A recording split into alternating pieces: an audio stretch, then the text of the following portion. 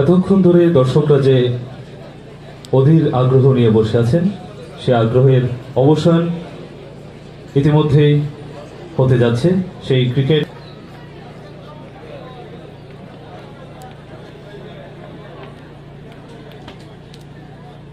Bengal Tigers versus TCA-11 এর সমস্ত প্লেয়ারদেরকে অনুরোধ করব গ্রাউন্ডে চলে আসার জন্য।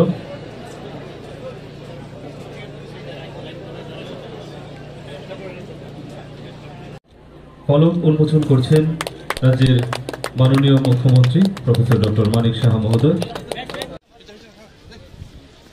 দেখুন সেই দৃশ্য।